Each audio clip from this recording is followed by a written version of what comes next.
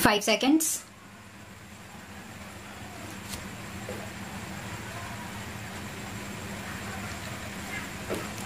I have vivid memories of my visit to your country a few years back in my capacity as Minister of Industrial Development in the Government of India.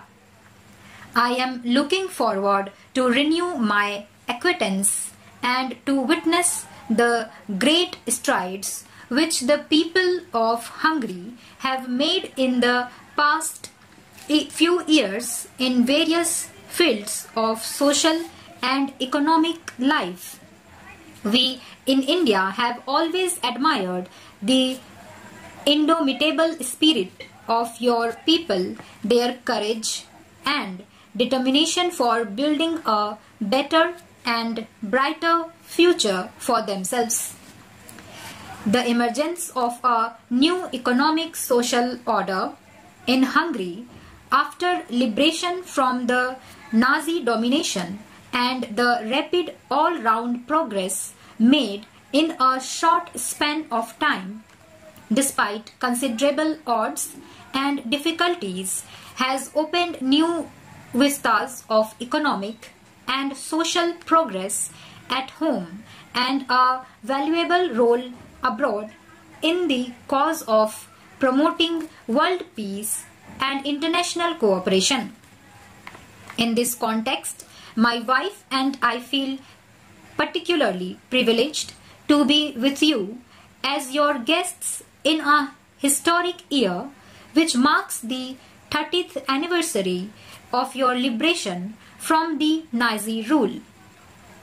28 years ago, India became independent after long years of colonial rule, and we embarked upon the exciting adventure of building a new India and making freedom and economic justice a reality for the people of our country. Since independence, there has been a steady transformation in the national economy and the lives of our people, and yet much remains to be done. In the context of the size of our population and the magnitude of our problems of development and growth, we can only claim to have laid the basis for modernization and progress. We have faced many challenges, and we know that each new challenge strengthens our will and determination to build a new India, democratic, secular and socialist India. The people of India have resolutely rebuffed any efforts of the reactionary forces to bring about political confusion and economic chaos in the country. Under the present national emergency, the country has relied behind the government in its efforts to safeguard unity and stability. The new economic program currently being implemented in my country has already produced encouraging results which have brought relief to millions of people in the country.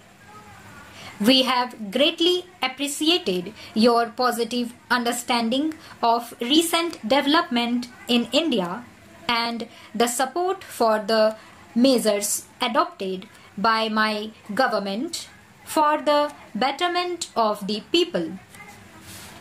It has been a matter of considerable satisfaction to us in India that the last quarter of a century of our bilateral relations has been marked by cordiality, understanding and ever-growing cooperation between our two countries. Happily, there are no issues or problems between us, and we are united in a common endeavor of promoting peace, justice and equality throughout the world. We value greatly the bilateral cooperation which has grown between our two countries, particularly in the field of trade and economic relations. I have followed with great interest the work done so far by the Joint Hungarian Economic Commission, and I am convinced that the future holds out promising possibilities of further expansion and diversification of our bilateral relations. In Europe, an event of historic significance has taken place. The successful conclusion at Helsinki of the Conference on European Security and Cooperation at the summit level has opened a new chapter of peaceful coexistence and cooperation in the hitherto conflict-ridden continent of Europe. Hungary, which has stood so often at the crossroads of history, can legitimately take pride in the fact that the call for such a meeting went forth from this capital city of Budapest, so famed in legend and history. We are also fully aware of the important contribution made by your government and leaders in the long and protracted deliberations that led to the signing of the historic documents at Helsinki.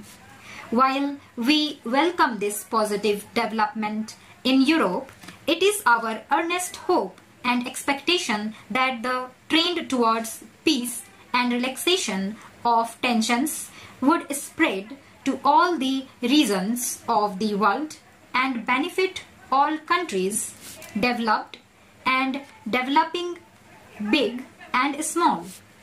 In the context of Asia, we welcome the decisive victories of the Vietnamese and the Cambodian peoples and the progressive changes which are sweeping through Southeast Asia.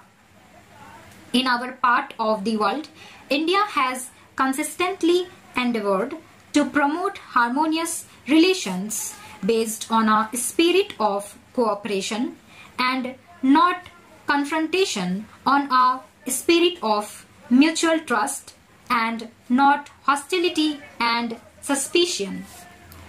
We are convinced that the faithful and scrupulous implementation of the Shimla Agreement provides the best framework for durable peace in the subcontinent. Ever since its independence, India has been committed to a policy of preserving and consolidating peace all over the world and promoting solutions of international problems in a peaceful manner. Let us hope that through our efforts and those of other peace-loving countries, we shall be able to promote a new international environment conducive to the consolidation of peace, justice, stability, and progress throughout the world, and this should be lasting forever.